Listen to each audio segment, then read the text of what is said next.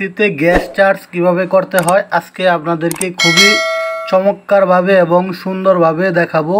তো দেখেন, এসিতে গ্যাস চার্জ করার জন্য আমাদের যে জিনিসটি প্রয়োজন হবে সেটি হলো দুইটি হুইস পাইপ এবং প্রেসার মিটার এবং গ্যাসের বোতল।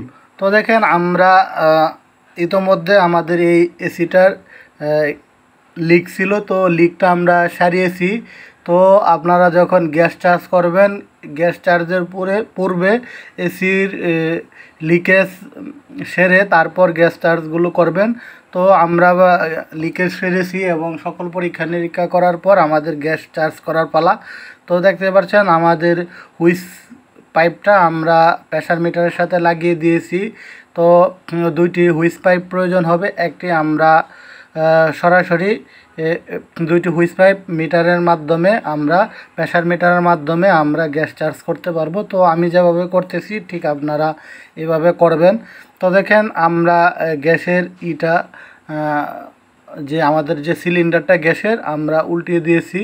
তো এভাবে দিয়ে গ্যাসের যে প্রেসার মিটারটা আস্তে করে লক ছাড়বেন, ছেড়ে 5 থেকে 6 সেকেন্ড 7 সেকেন্ড গ্যাস দিবেন।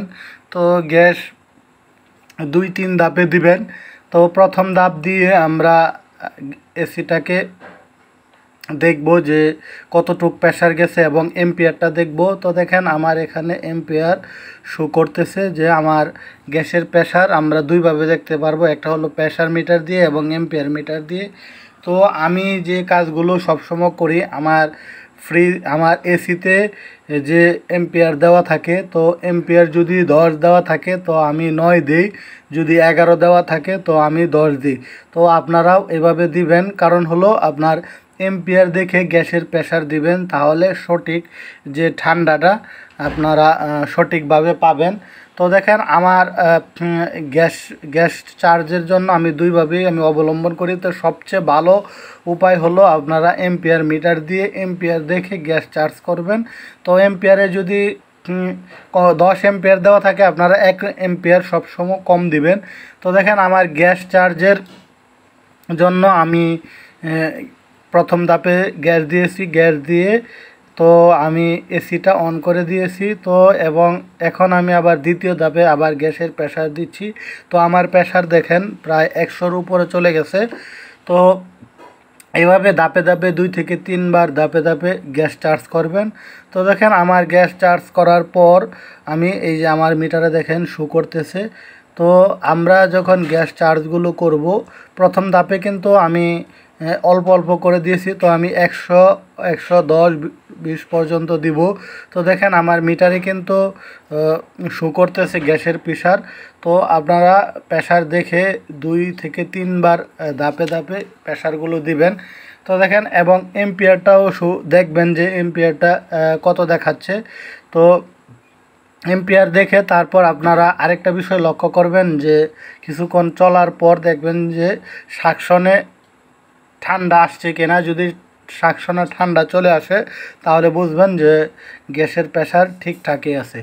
তো দেখেন, আমরা কিন্তু গ্যাস ধাপে ধাপে দিয়ে দিচ্ছি, আর এসিটা আমি অন করে দিয়েছি। এসিটা অন করার সাথে সাথে যে এম্পিয়ারটা নিয়েছে, তো দীর্ঘক্ষণ কিছুক্ষণ চলার পর কিন্তু এম্পিয়ার আরও বাড়বে, যেহেতু আমি গ্যাস এখনই দিয়েছি।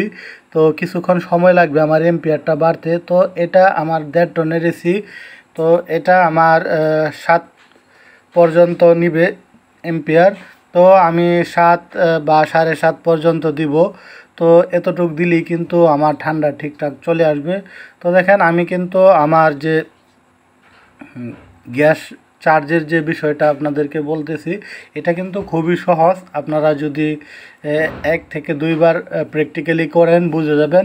তো দেখেন, আজকের ভিডিওতে যারা হয়তো অনেকে জানেন না যে কীভাবে গ্যাস চার্জ করতে হয়। তো দেখেন, এইভাবেই কিন্তু এসি গ্যাসের যে প্রেসারগুলো দেখে দেখে কিন্তু দিতে হয়। তো আজকে দেখেন, আমি কিন্তু আমার ইতিপূর্বে আমার যে এসিটার যে মূল সমস্যা ছিল লিকেজ, তো লিকেজটা সেরে দিয়েছি। তো লিকেজের কারণে কিন্তু মূলত গ্যাস চলে গেছিলো। তো আমার এসি কম প্রেশার ফিল্টার, ক্যাপাসিটর গ্যাস দেওয়ার আগে সবকিছু দেখতে পাচ্ছেন যে আমার আমার ঠিকঠাকই আছে। তো এখানে যে গ্যাস পুরাতন দিলেই কম্প্রেসার দেখতে ঠিক পাচ্ছেন, হয়ে যাবে। তো তো দেখেন আমি কম্প্রেসার দিয়ে আমি কিন্তু প্রেসার দিয়ে আমার লিক সারার পরেও আমি কিন্তু আমার যে পাইপগুলো প্রেসার দিয়ে আমি চেক করে দেখেছি, প্রেসার দিয়ে যে কোনো লিক আছে কি না আরও। তো সব কিছু ঠিকঠাকের পরেই কিন্তু আমি গ্যাস চার্জ করতেছি। তো আপনারা গ্যাস চার্জের আগে অবশ্যই লিক ভালো করে দেখে প্রেসার দিয়ে তারপরে দেখবেন। অনেক সময় চূড়ায় লিক থাকার কারণে কিন্তু গ্যাস 4 থেকে 5 দিন, 6 দিন, 1 সপ্তাহ পরেও কিন্তু চলে যায়। তো এভাবে কিন্তু কাজগুলো খুব ভালো করে করার চেষ্টা করবেন। তো দেখেন আমার গ্যাস কিন্তু দেওয়া হয়ে গেছে এবং এম্পিয়ারও ঠিকঠাকই আছে। তো দেখেন এখন আমার যে গ্যাসের যে লকগুলো আমি লাগিয়ে দিচ্ছি, লাগিয়ে আমার সেলাই রেঞ্জ দিয়ে টাইট করে দিচ্ছি। তো আপনারা গ্যাস চার্জ করার পরে এভাবে লকগুলো লাগিয়ে দিবেন এবং এম্পিয়ার মিটার দিয়ে ভালো করে চেক করে দেখবেন। তো এভাবেই কিন্তু খুব সহজে আপনারা এসিতে গ্যাস চার্জ করতে পারেন। তো ভিডিওটি যদি ভালো লাগে শেয়ার করে দিবেন এবং যারা পূর্বে চ্যানেলটি সাবস্ক্রাইব করেছেন তাদেরকে অসংখ্য ধন্যবাদ।